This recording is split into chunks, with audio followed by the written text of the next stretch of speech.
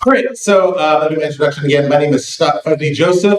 The Fuddy comes from when I used to do tattooing before comics. My mentor gave me the nickname Fuzzy. I hated it. And then I had some biker come in and said, "Be Fuzzy." Oh, it actually sounds cool. No, but it's a nice, memorable name. And it makes me stand apart from just Scott. Just kind of boring, but it's fun. And I learned a lot. Yeah. I was gonna say, they'll do tattoos. I'm actually getting back into it, I think, because I don't want to teach anymore. Like, I'm a teacher, and I'm just. What do you teach? I teach high school, which is fun, but Our teacher. kids are awful. And it's even worse is their parents. Yeah, I work for an after-school program, and Luckily I work with a lot of good kids, and their parents are fantastic. But like I see a lot of stuff, and I'm like, we're just passing kids through it. yeah, This doesn't make sense. that happens. This kid can't read. Like, what are we doing? And this isn't an educational panel. But it is at the same time. But when it becomes about passing the kid through, get the school money, if you hold them back, it doesn't. Yeah, And the school would rather do that. We're failing everybody. yeah. So now this panel is going to be about educational reform. And, right. So there you go. Well, I went to high school. Okay, more about me, and this actually it doesn't feed into, but it lets you know who I am as a person. Right. So I grew up in England in my high school years. And I did go to school for a while, and one thing I loved is at what would be grade 11 or year 10 or year 11, you leave and you go to either college or sixth, and that is college is more trade school stuff. Mm-hmm. Sixth form is more academics, but then you specialize in people and you take the classes that are based around what to do. I think that's what we need to do because we need the levels for sure. But I feel my art degree took 10 years because World of Warcraft. And then I got married to my first wife in there and started a family, which was the kids are amazing. And then I graduated my art degree, yeah. And then life, and then I finally finished. But I just wanted to do art. And meanwhile, I'm still taking science classes that I have no interest in. And then if I fail that class, then it's screwing up everything. It's just, I don't know. Anyway, let's get back on track. Actually, the thing about kids being pushed through school to save money actually gave me an idea for a story. Okay. It's a pretty dark story about school deciding to kill the failed kids and having them kill each other instead of. That's like fascinating. That sounds very dark. It sounds very much like Battle Royale when the kids are unruly and they get moved to an island and then get with themselves. That's fine. All right. So get back on track. All right. Yes, please. So it was about it's 13 now. So about 12 years ago, I was working with a friend at the time. He was interning at IDW Comics, which do some amazing books, absolutely amazing books, and a lot of things that are familiar. My Little Pony, Transformers were big at the time. Ninja Turtles, I believe they print as well. Who else? What else do they print? Yes. They also had Sonic the Hedgehog, Ghostbusters, G.I. Joe. Yeah, so it's nostalgia. It's a whole lot of nostalgia for people like me who were born in '83. The fact they actually do reprints of other even older stuff. Right. Oh, and they do their giant art books too, which are fantastic. Yeah, I do have his script. So he was working for them at the time, and so we had an opportunity to have access to people's ears and eyes, which was awful. So we started doing a few Ashcan Comics. Does anybody know what an Ashcan is? Go for it. What is an Ashcan? It's something made to retain the rights to a property and not intended to be distributed that much, which Sony did not learn. We need to more BS. Yeah, yes. And so it's usually, it's a short comic. It's usually about 4 pages or so, just so that you can kind of get the idea across, then that way you lock down your IP too, because you've printed it. And then you distribute that to people to get their eyes on and see, get their feedback and so on. So the way we were working was we were co-writing together. I was illustrating, he was editing, and we worked on a few properties. I had one based off of a Lego that I had where my oldest daughter, when she was into Legos, I had a Lego. I painted a Sharpie and eye patch on it on his left eye because I'm deaf in my left ear, and so I wanted my Lego to have some sort of sensory deprivation too. So, but Legos don't have ears, so I took away his eye. But that way it was me. So when we were playing Legos, I had Patch, and he was all it's Hawkins taken from. Anyone know that last name from? Stephen Hawking. No, not Stephen Hawkins. Not right now. Long story. Who said what happened? Epstein Islands. That's we're going off track. Sorry. Adventure Island, right? Isn't that Hawkins was Treasure Planet? Treasure. Oh, yeah. Treasure Island. Yeah. Muppet Treasure Island. Hawkins. I just love that last name. It's such like an action-y last name. It has Hawk in it, which is really cool. So Patch Hawkins. And so I would always play with that. So I was like, I'm going to make him a comic book. And so that was the first book that I really enjoyed doing because I was writing it myself and illustrating it, and then my friend was editing. Well, the feeling for it I was going for was that the writing was minimal. I was aiming for an emotion or a feeling or something that I wanted to relive, and that was like 80s action movies. So it's like really over the top violent, big explosions, and like one-liners. So his one-liner, nope, which is fantastic. Like, oh, Patch, this is happening. Everybody's exploding, and what are you gonna do? Or you need to say about it. Nope. But it was fun, and so I did that. That was the first like experience we had doing it. We got it into a lot of people's hands, and nothing happened from it. So we put a lot of time into this. We created, there's 3 different ones we did. And we're going to talk about that for legal reasons. Because, and this is talking about things that learning curve.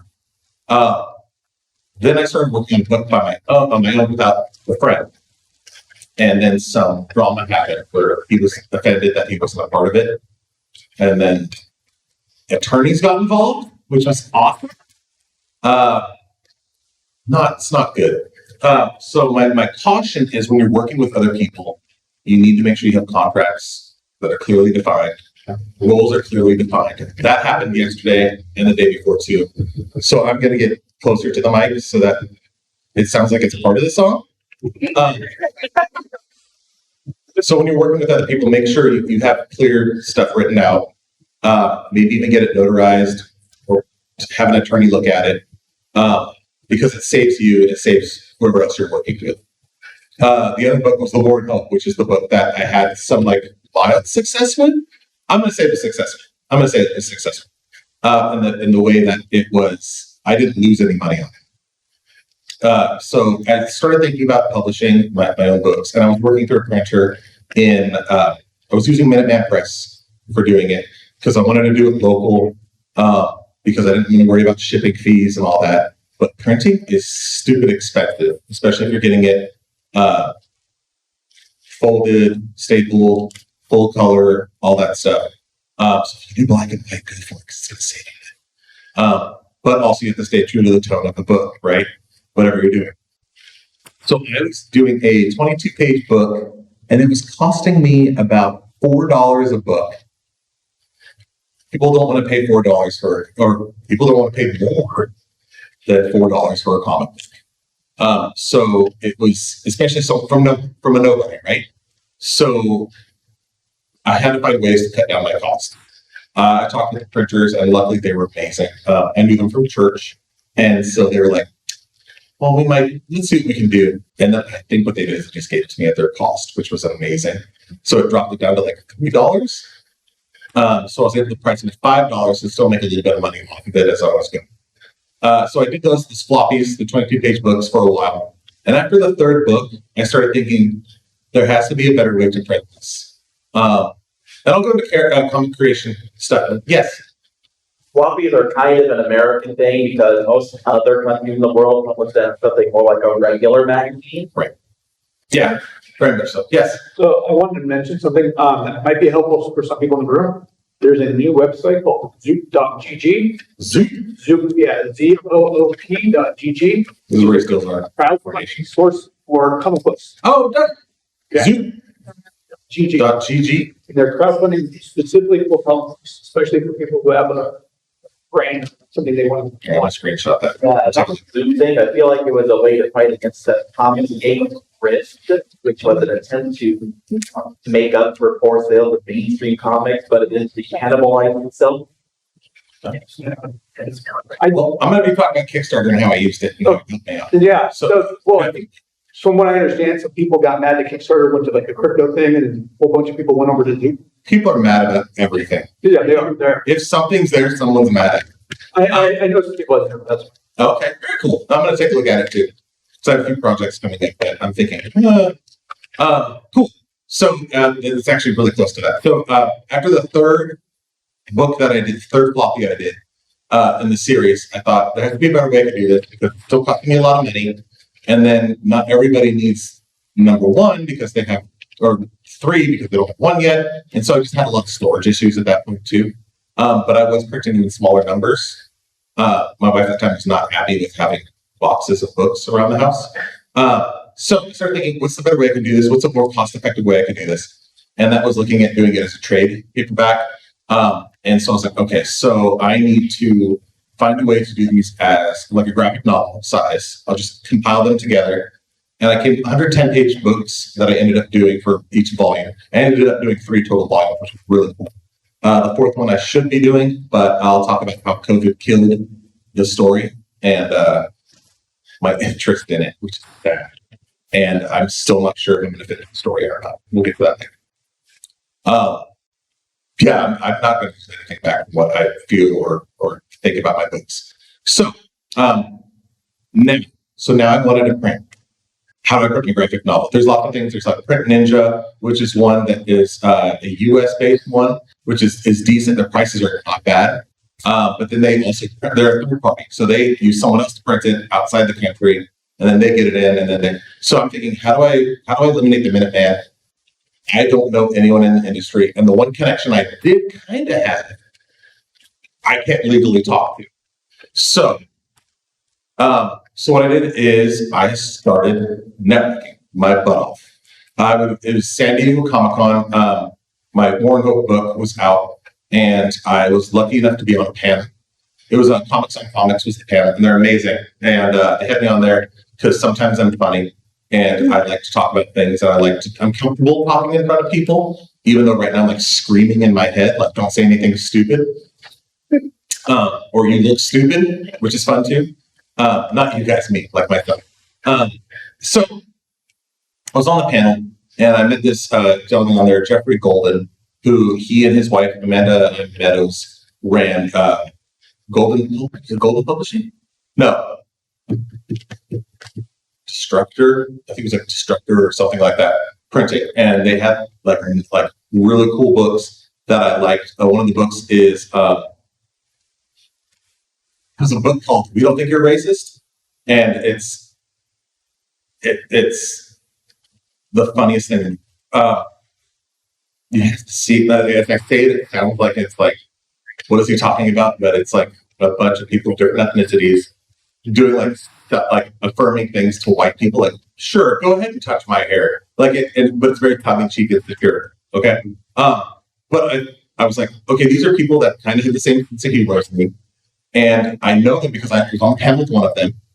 So I thought, how do I say, give me information? Which is hard because we think that people will hold that information back. And because they worked so hard to get it, they're not going to share it, right? I'm slowly learning. I'm still learning it. The worst someone can say is no. And you know what? Okay, cool. And then move on. Luckily for me, I went to their booth at San Diego Comic-Con, and hey guys, I'm doing this thing with my book. I'm looking at doing this. Can I take you guys out for dinner and pick your brain on some printing questions that they said sure. Even better, they recommended a pizza place, and it wasn't very expensive. So I was like, even better for me, right? So we went out for pizza. We're talking, and I don't ask my questions right away because I don't want to be. And we're talking for a little bit, and eventually I'm like, so if you don't mind me asking, what do you guys use for printing? And they said, Trivision. So that's me giving you a printer right away. Trivision, they're based out of South Korea. Even though the box says Korea on it, I always think it's funny. Like, every time I go, I'm like, which Korea is it? Because I think it would be amusing to myself, again, my weird sense of humor, if my book came back and Kim Jong-un space is like imprinted on everything in space. Right? It'd probably sell better too. But it was just little things like that tickled me. But I met some Trivision and corresponded through email, and they were absolutely wonderful to work with. And they had formatting questions that I had and so on. And I used them for all 3 volumes of my book. And I was very happy because like, the quality was fantastic. So there you go. And now that okay, so cost. The minimum order was 1,000 books. A lot of books. Okay, who's good at that? Thank you. Okay, so it's like 50 books per box. So how many boxes is that in 1,000? 20? So 1,000, cut it 0 at the end, 100 divided by 5. That's gonna be 20. me. Oh, got it right. Hey, look at me. That's smart. Hey, great. You're great in this guy. You're plotting basic math. You're horrible. No, I love it. So then I drive down to Compton. What's that? Not 200 boxes is way too many boxes. Yeah, No, I'm getting the calculator out. No. okay, 20. We were right. How'd you make me doubt myself? 20 bucks. You guys are fun. So now I have these giant boxes now that are just sitting in the garage and I have to get them. Well, the fun thing and what you want to think about when you're doing your own book is storage, but also having stuff on hand. So I did graphic novel a year. So 110 page book a year while teaching, which to me says if you want to do it, you can do it. Because I was working full-time job, raising a family, and still found time to do it. So whether I was neglecting work or my kids, whatever, I got it done. But because I had a book, because I had something that I created, that I printed, that existed, it opened up the opportunity to do a lot of shows. So the first, I did a local show first. It's Bakersfield Comic Con, based out of Bakersfield. Anyone down in that area? No, everybody locals up here. I love Sacramento. I love eating in Sacramento. Yes. Oh, you say located down there, just so down. Yeah, sure. You came up for the show? You moved up here. Congratulations. It's so much better up here. You guys actually get different weather up here. That's nice. We just get dry.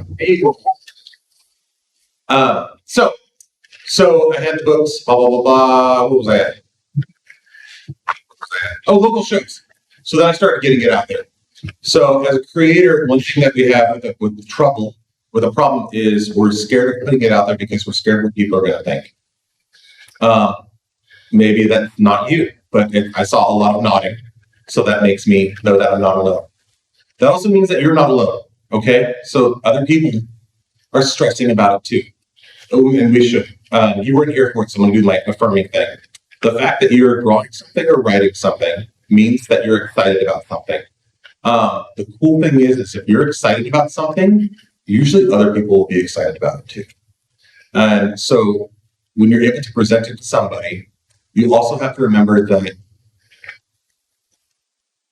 even if they don't like it, it's not a reflection on you as a person.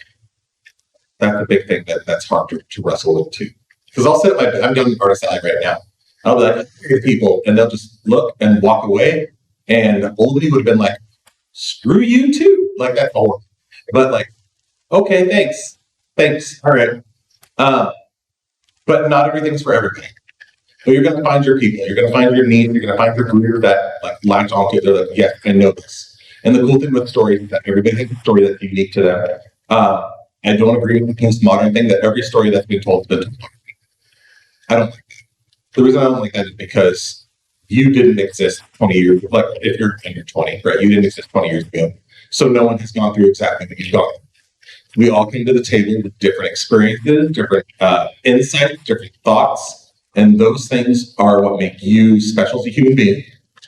And allow you to tell a story that's unique to you, and then hopefully share that story in a unique way, which is awesome. And so I had to wrestle with that. I had to wrestle with the idea of competition because of there being so many different stories that can be told, and not everything is for everybody. One thing in your head is you need to get out the idea that it's a competition, like you're competing against this person's book or this person's book or this person's art or whatever. Because it's not about that. There's lots of room at the table for people to eat, is the way I should say that. Okay. So printing, Kickstarter. So printing 1,000 books was around $6,000 for me to do, which means I got my price point down to $6 for a 110-page book that I could then sell for $20. Ooh, that's a lot better, right? So, but it shows I usually sell like 2 for $20 just because it moves it. Because if your books are sitting on your table or sitting at home, it's not doing anything. That's annoying. Anyone else have ADHD? That's just driving them insane? Sweet. All right. Come on, I like music. You like music? Sorry, the sound of my voice isn't too good. No, you're good. Yes. I do think I have OCD, Oh, that's So you said, but I do know that I'm pre-diabetic and autistic. you said $6,000 for 1,000 books? Yeah. Okay. And are these books or like comic books? it's a graphic novel. So it's Like They- manga size. it was split comic book size, but then There's like 3. I can't remember the proper word. It was they were bound. Yeah, it was decent. It was a decent price. Okay. It might have even been like $5.5 grand. In color Like, or black and white? what's that? Full color. Oh. Even though most of my book was black and white, but I had to eat in the full color. Are you price matching it on something right now? No, no. I was like, okay. Yes. Sure, if I want to do printing, I was thinking about doing web comics. So, would that be a better alternative? Because that's a cheaper alternative. Way cheaper alternative. But then I'm going to talk about the difference between digital and traditional. I'll talk about that in just a sec. I'm going to talk about Kickstarter and how I paid for my books. So when I printed books, I used Kickstarter to start that because, again, teacher, I don't have $6,000 laying around, and my wife is like, no. So I looked at Kickstarter. I thought if I can find a way to squirrel away printing costs, that'll help me because I'm not paying for a writer, I'm not paying for an artist. That's all me. I do have an editor that I'm using that's a different friend. His contract is for $1 a book. And basically the reason I use the editor, we talked about something earlier, I can't remember who it was. His whole idea, his whole concept of him being the editor is just making sure my story makes sense. Because when you are the writer and illustrator, you know everything that's happening. So as you're creating the story, you already know the jumps that happen between scenes, whereas a reader who doesn't know is sometimes confused. So he would sometimes be like, why is this character doing this now? And he goes, I'm like, oh, because this happened in this scene, and he would have this reaction. He goes, but I don't know that. And so I would have to add certain pages or panels or change things to help elaborate on that. So it's good to have someone else look at your work as you're doing it. Someone who's not a yes man. You don't need yes men or yes women or yes people around you. You need people who are going to be critical but kind. And that's important. And if you can find that, you're good to go. He was an English major, and he helped out a bunch with that. Yes. What's that? Oh, no, he was an English major. Are you an English? Awesome. Words are awesome. Words are powerful. Yes. So it's pretty much just having someone check to see the usability of the product. Someone to check the usability. Yeah. So they don't have people. an editor themselves. Yeah. Oh, so he would check my type. I'm a horrible speller. Okay. And in my third book, I hate admitting this, but I used the wrong yarn at one point, and he corrected it, and I missed it. So yeah, I did that. And then my plan was in the fourth book to take all the things that I screwed up on and then make that like a code in the fourth book, so it all looks like a Google on purpose. Right? Right. Like, oh, I need to do my whole plan. I'm not a moron. No, it's like people make mistakes. People make mistakes. It was you are in trouble and you are like it was the wrong. That'd be very impressive if you were able to make a code. Oh, I can totally do it. I could be a anyway, so use Kickstarter. Thing with Kickstarter is you have to make people want to support it. So I did my little video. It was horrible. I think Kickstarter still keeps stuff on it too. So if you want, you can go look at the War and Hope stuff. If you want. But one cool thing that I did, and I love this, is I'm a big fan of if you support my art, then you're along for the journey. Like you're not a dollar sign. You're a part of it. And when people buy my art, I love doing Dungeons and Dragons portraits because I get to talk with people about something that they're passionate about.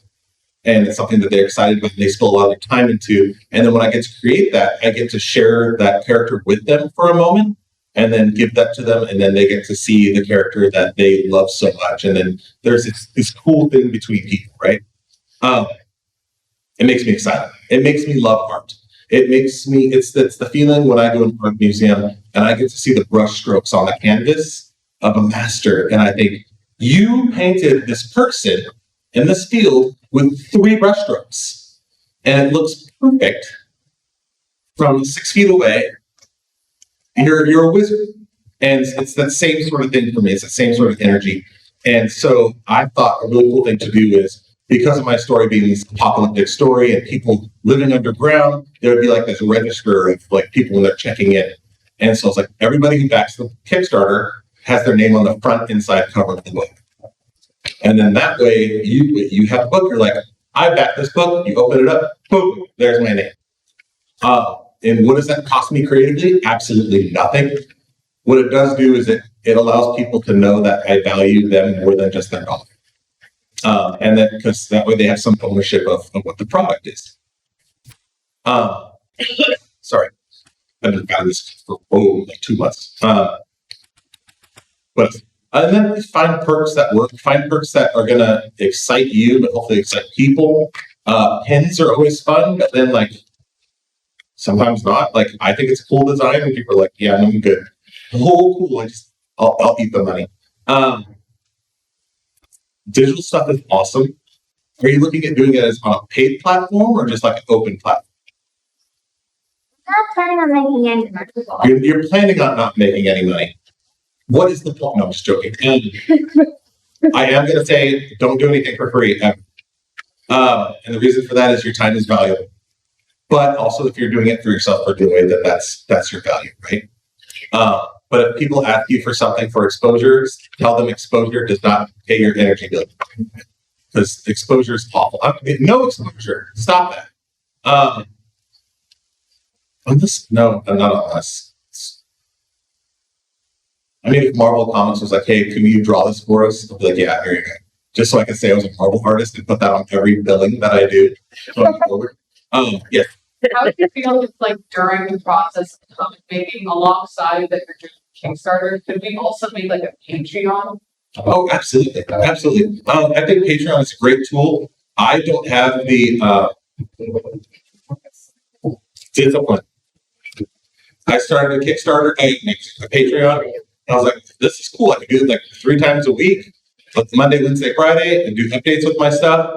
I don't have the discipline for it. My squirrel brain starts doing other things, and then I feel like I'm neglecting people, and then that's not good.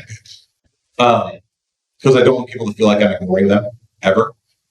Because as someone who's felt that growing up, we're going to do that topic.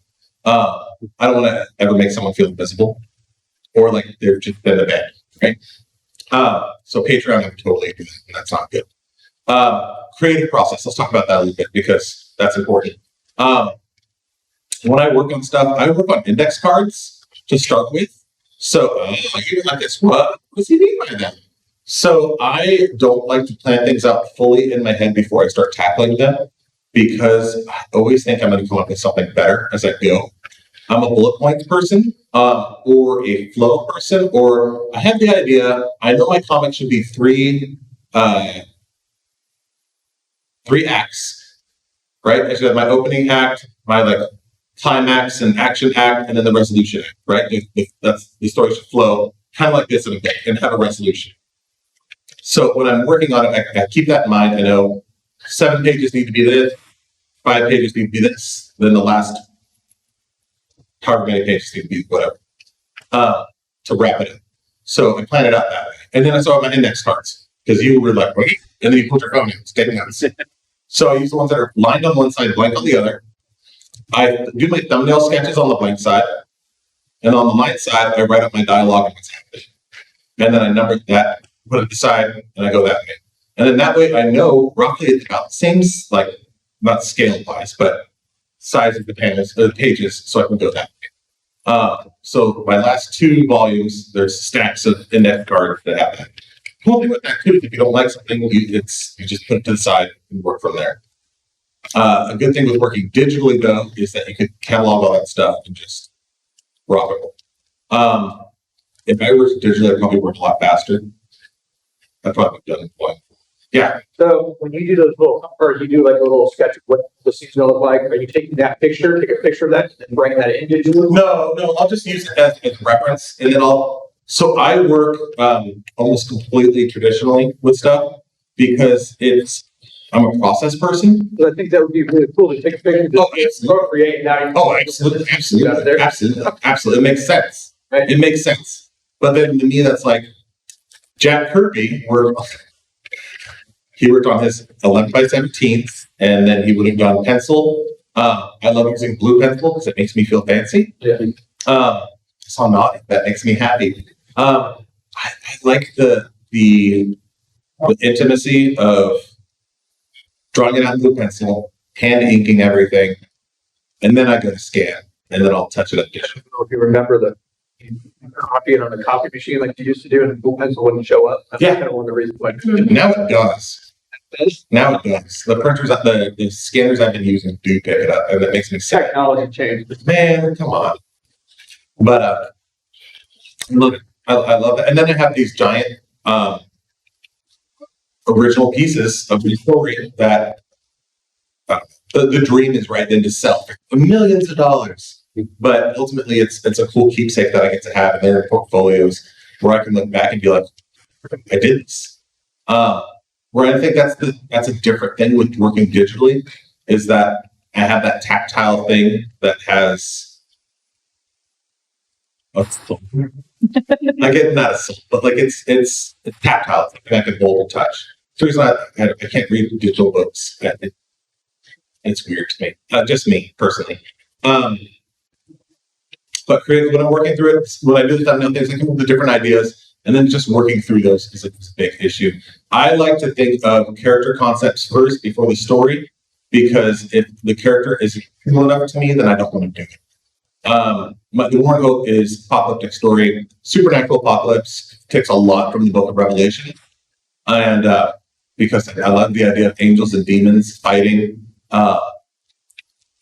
and so I thought, who do I want to throw in there?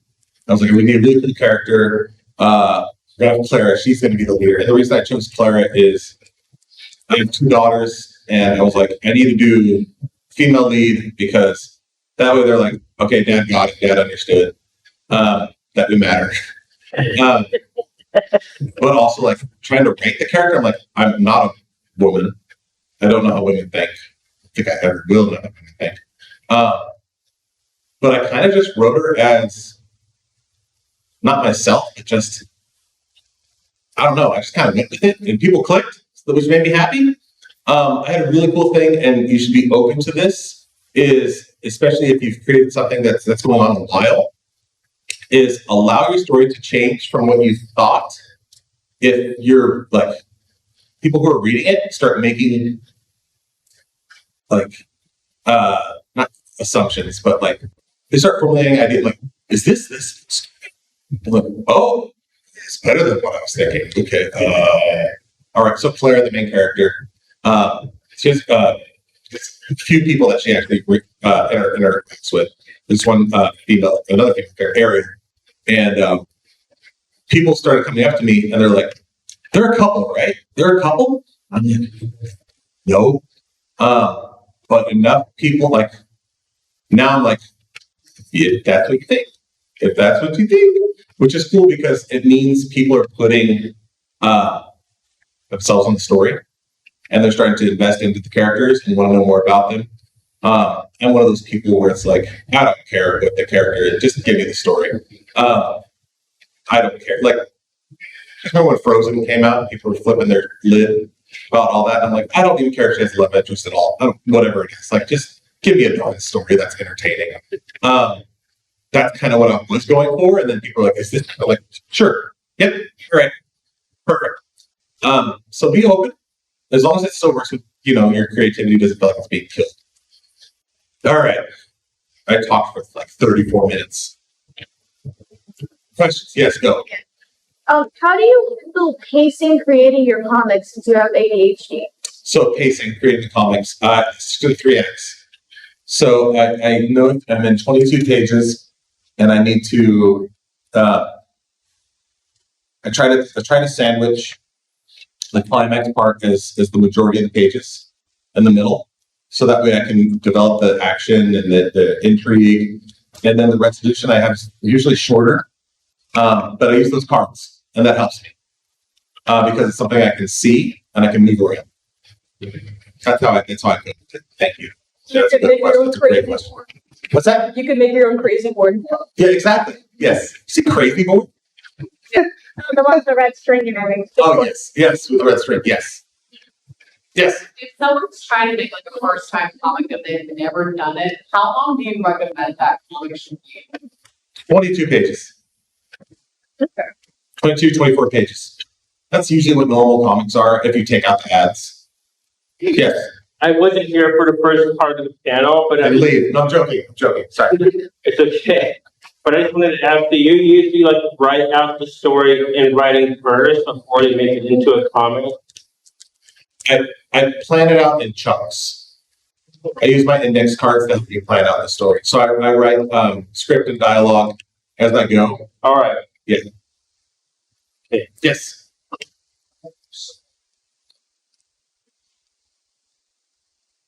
What's the first draft? Yeah, first draft can totally look like a huge mess. Absolutely. Thumbnails. Thumbnails are a great way to start it. That way you know how stuff flows. A big thing that's going to help too with it is make sure things are on the same side that they're always on. So like if two people are talking and then these two people are talking, and then all of a sudden in another panel, they're still facing each other, but they're like this, your reader's going to get confused. They're going to think, but it's still the same background, so we know they haven't turned around. Little things like that, your editor should pick up on too. Yeah, because think one issue that I'm sorry, all I hear is the ocarina. okay, so one issue that I have is that I'm afraid that if I write a first draft and it's like a complete mess, or like I just do whatever I can, then I have to scrap the whole thing. So like, Wait, what? Why was well, complete like in the sense of like sometimes you have an idea in your head and then you put it down on paper, it's like exactly what fiction inside your head. Like, so yeah, I think it's in the sense of like you sometimes have multiple first draft story. Oh, totally. Yeah, and stuff changes, right? Stuff changes. The coolest part there is what you said right away is that you get your first draft done. That's huge. And that should be celebrated too. Because you took the time and you have this step that's ready to go. And if you do need to make changes, absolutely make changes. Absolutely. And that's okay. Don't scrap it completely. So I'm sure there's nuggets in there that are fantastic and you can cling to. Ultimately, a finished story, that's better than no story. So even if you're worried, maybe you're like not the greatest artist and you're worried about stuff looking scratchy, just doing it is more than sitting there thinking, oh, it's not going to look good, so I try. Right? Just do it. Even if it's stick figures. You did it. You can say it's finished. And so muscle through it. It's tough and it can be depressing, super depressing. But just muscling through it, getting it done is more than some people can even think about doing. It's like the original Simpsons. What's that? It's like the original Simpsons versus when they started versus now. Oh, Like yeah. it's so scratchy, but Same like the difference between the original Simpsons episode, like the first episode, compared to how it is now, how polished it is now. Oh, I can't Thanks. feel stuff. Yeah. Batman shirt. Were you gonna say something? No, actually, I have a question. Yeah. So, I noticed that what you're saying about when you hold up your phone and there's a wall. Yeah. That is a filament term, I think it's like the, similar to Paul, right, in the 180. Yeah. Yeah.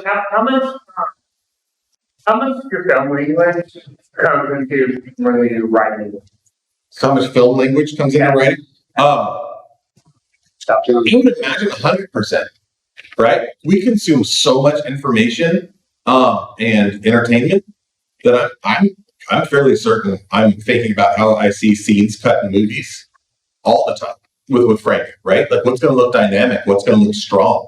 That's the same thing with the more comics you read, the more manga you read, you're going to have a better idea of how things flow too, right? You're going to have an idea of how panel layout should be for urgency, how panel layout. You're going to have huge panels when you have lots of information dumping, right? Or you need to slow down the story, bigger panels, shorter panels, or narrow panels when you're speeding stuff up. It's pretty wild. Yeah, so I'm probably all the time. Yeah, yes. So I have a huge problem when it comes to art block. I just don't want to get it. What do you think are some exercises that I could do to just clear? Art block. This goes with writer block too. Go consume something. Go eat something. Go for a walk. Read a book for a little bit. Watch TV for a little bit. And then for art, one thing that I do is I draw stuff that I don't like. Like if I'm, and that means cars. I hate drawing cars. They don't ever need me to draw. Is that you guys agree? Is that what I just? It's like so precise. But I'll draw things that I don't like because then it's making me say, it's teaching me to be better at that, which is good. But then also I'll get you better. But then it also makes me go, okay, I don't want to draw this anymore. Let's get back to that. And then if you have art, that's okay. That means you care about it and you want to make sure it's right. One second. Yeah, go for it. I've had to write stuff in my head for about 5 years now. No matter how I draw her, I can't her like for personality design, I have her best friend design. I can draw them all day. You experience the weeks in there, and so how do you become that? So it comes to how no matter how many times you do it, it never looks the way you want it. Yeah, that's being an artist. I think we all, right? Raise your hand if you've had that. Yeah, we're our own worst critics and worst enemies when it comes to art. How do I combat that? It's not apathy, but it's pretty close. And I'll tell you what I mean by that. And I kind of talked about it a lot. It's not the idea of good enough, but it's the idea of that'll work. And for now, because you can always go back and redo stuff, redraw the whole. I've been thinking about redoing my whole first volume because my art has gotten better since then. My skills have gotten better. Like even with the digital stuff that I add, I did this stupid thing where the fire that's in the book, I thought it would be really cool at the time. I'm just going to take pictures of fire, crop that in, and then use a blur tool a little bit so it doesn't look like a photograph.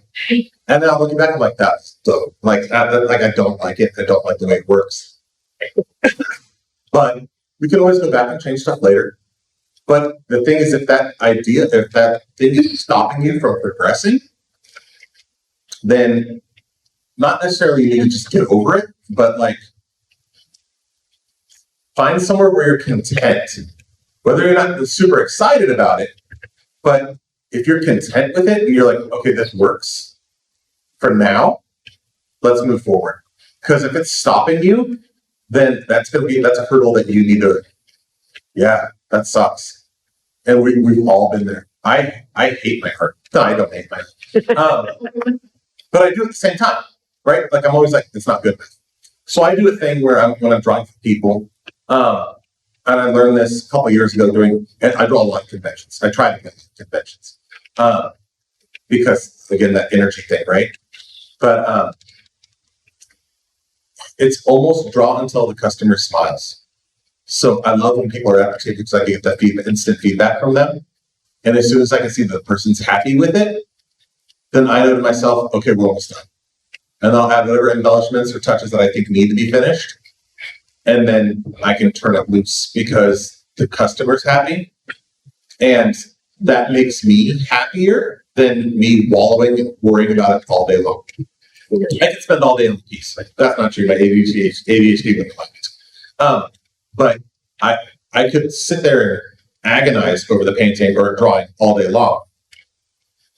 But ultimately, it's as long as the patron or the customer is happy, that's nice. I have a tidbit. All right. Yes. Not every drawing that you make is going to be a masterpiece. Not every drawing we make is going to be a masterpiece. You have to. You're human. Yeah. You're human. And that's the beautiful thing with us being human is that we're not capable of perfection. So once you realize that, I'll give you guys just a sec, sorry. Because I'm going to rant for a little bit about how you're you. I love seeing, like I mentioned earlier about the painters, the masters, brushstrokes. I like seeing pencil marks. I like seeing sketches of people's iPads when I walk by. I love it because it's someone's hand. And that to me shows their soul, it shows their creativity, shows their brain, shows their heart. If you're creating art, you obviously have a passion for it, whether it's good or not as good. So what I did there? There's no bad. There was bad. But it's a range, and it's beautiful. Knowing that there's this many people like here that want to create is so exciting. Because it means that there's more stories that need to be told. All right. You had your hand up first. Yes. If you're drawing something that you don't like, how are you gonna make it? How would you like it if you actually made fun of that bad thing without hurting anyone's feelings? I don't know. Draw it and then mock it. So if you don't like it, Draw it and then make fun of it. Like taking it out of context or something. I don't know. I don't like making fun of things. What? I don't like making fun of things. Maybe take Baby Shark, for example. It's a very catchy song. Some people think it's the worst, including me. Oh, I can think of those things. So some artists like variation. Often you focus on developing your character. She likes to draw, but she doesn't like to draw the same thing. And I'm always emphasizing that they develop out a character. Yeah. And like draw that character over and over. And so I'm trying to like having that discussion, like how often you focus on drawing your characters so that way it looks the same in every scene. Oh, sure. Yeah, if you can't draw your character doing anything like this character doing jumping jacks or this character crouching down, it's all practice. It's all repetition. It's all repetition. So I did. I mentioned earlier. It took me 10 years to do an art degree because I had fun and did stupid stuff. But when I did my tattoo apprenticeship, I learned more about drawing during that than I did in the fortune I spent at school because it was a lot of repetition. Even just drawing. My mentor would put a stack of line paper in front of me, and I would have to draw circles at a slight slant. He would do the first one, and I'd have to copy it the whole time across every row. And just that monotony, that repetition, it gets that muscle memory. So if I were to draw Clara right now, I could draw a heartbeat. Or draw Deadpool right now. I draw Deadpool a heartbeat. But it's that repetition, and it's going to get you going. And is once you're familiar with that character, there's nothing you can't do. Even if you don't like drawing it, right? You should still practice drawing that character. Oh, I draw it all the time. Even though they like I'll start pages too, and I'm like, sometimes because I'm COVID made. So in the third book came out the month before COVID hit, and everybody in the book is wearing masks, and then COVID hit, and everybody was wearing masks, and then my depression went because I couldn't get my book out to people, and then like it was a similarity thing that was happening in the book in the real world, and I was like, I'm done. Like this is sad. Like I couldn't do shows. I couldn't get my book to be like it just. Yeah. And then 3 years? How long was COVID? It's all It's like 4. too long. No, sorry. 4? It's gonna be going. Early 2020, like March, But it just, February. it prevented me from getting out and being excited about my book, and just shot it in the foot, really, which is sad. Yeah, it's always, you should like drawing your character, especially if it's your character. I have one of my art students, I teach high school art. She doesn't do what I tell her to do, but she'll start drawing her own characters, like on her sketchbook, and I'm like, go for it. I don't care. You're doing something that's productive. All right. I had something 1 second. based. Yes, go. So there are sketchbooks that you can do practices, because I had one in the 60s of my mom, of different characters, and it showed the breakdown of different poses, body movements, expressions. So there are tools out there that you can get to, even they had stick figures all the way to like Bugs Bunny and well-known Looney Tunes. But there's different, like, there was techniques and workshops to find that movement of your own characters. So Resources everywhere. All right, 1 second. Yep. I know you mentioned that you didn't really learn much in college, but I'm currently in community college. Would you recommend that I take a lot of art classes or a lot of writing?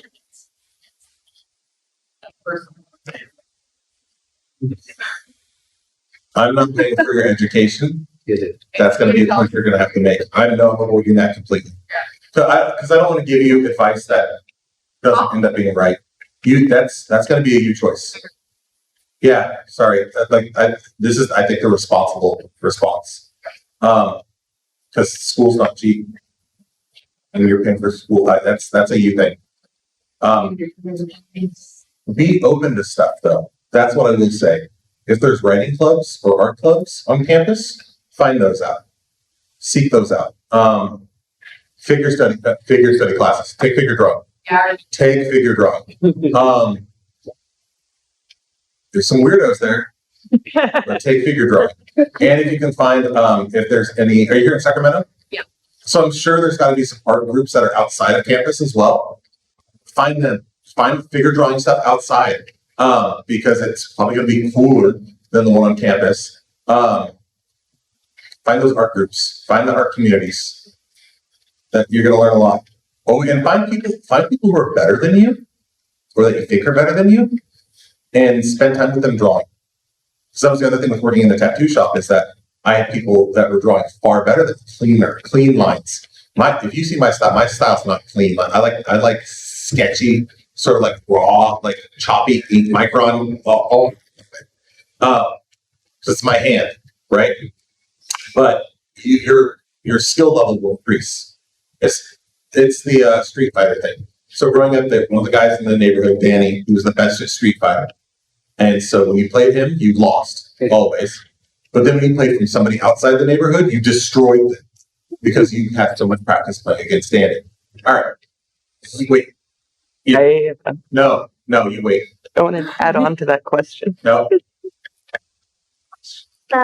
Whether or not rotoscoping is a good idea for like art. So rotoscoping is a good, that's who they, like, you take the layers over the stuff, right?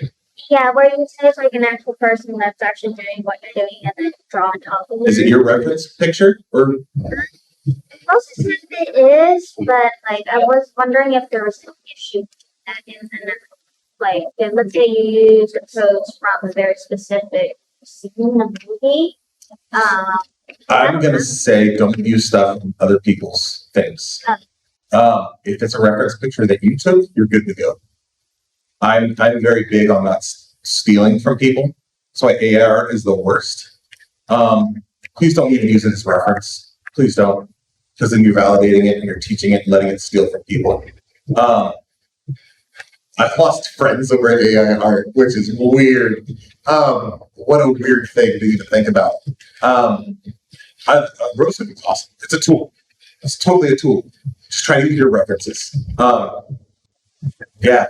I mean, would it be okay if you privately train the AI on only your own art? Possible. I don't trust it. No. I'm saying no. Because I'm a Terminator. Using it. I'm saying no. I'm avoiding AI. Yeah, unless you code the AI yourself. have a creative writing teacher in junior high that actually part of the course she did write a comic book from her own characters. Okay. So I do suggest doing creative writing classes. Talk to her. Yeah, let her know. Oh, creative writing courses are always good. All right, what were you gonna ask? I was gonna throw on because, a little less official, something else to think about when deciding courses, not saying do it, but what might be kind of out there but really helpful is taking like 1 or 2 stage acting or Yes. improv Oh, course. yeah, no, totally. Totally theater stuff. Theater stuff will help you. There's a lot of focus in theater with blocking and being big, because when you're on stage, the audience really far away needs to understand what's going on, and so there's a lot of focus on just posing and being big. Great. That's a great recommendation. Yes. How do you pick a major? Because he wants to make movies, he wants to do comics, he's good at theater. But when you go to college, it seems like, oh no, you can't do that class because that's this major. You can't do this class because that's this. That's a counselor question. Talk to the counselors. Yeah, And I'm so having people- trouble with that. We And switched you know what's also with that? Is you say, I'm paying to be here. Yeah. Help me find the right thing. Yeah.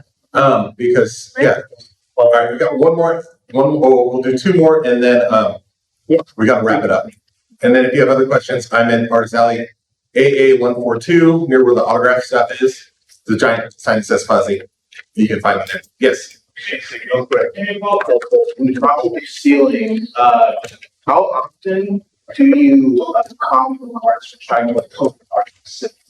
Can you say that again? I can't hear it all. Sorry, I was asking, if you want to move your art, do you copy one of the artists that you like frequently? Yeah, totally. If that's a style you like, lean into it. And that's learning. And even if you're a kid, you tracing stuff, a lot of that helps build muscle memory too. I don't think there's any shame in that when you're learning. The second you try to put it across as your own work, though, that's where the issue is. So I think, when it comes to, thank you guys. With the rotoscoping, thinking about it now, if you're using it as a learning thing, go for it. Sorry, I didn't mean shame you with that. But hopefully you didn't feel shame from that. Sorry. Or that I was judging me. But fight scenes are, thinking about it, I don't know the last time I saw a real fight. So which is good, which is a good thing. But they're awkward, and they're strange, and trying to plan that out is weird. So using that reference is a learning tool.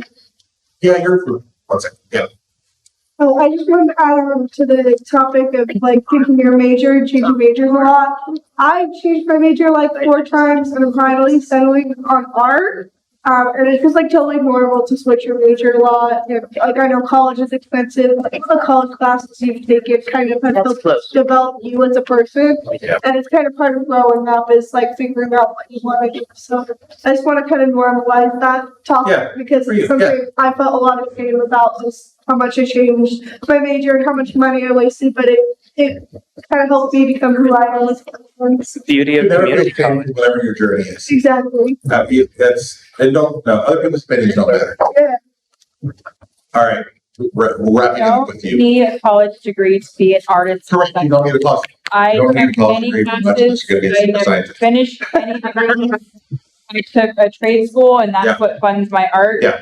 And I've learned more from going to conventions, doing YouTube. online YouTube has everything videos. for art. Look at DeviantArt back in the day, in the sense of Yeah. they were pumping You out. just aged yourself. But you don't get to go to college. I spent Talk 4 to people. years going. Talk to people. Message boards, just Discords are crazy with it right now. Oh, you guys are killing me. I'm just saying, when using a light table help you to I use a light draw your I use a light table characters all the time. over to. I use a light table all the time. Sometimes I don't want to redraw. I just got No, one. you're good. Yeah. All right, you have one really quick.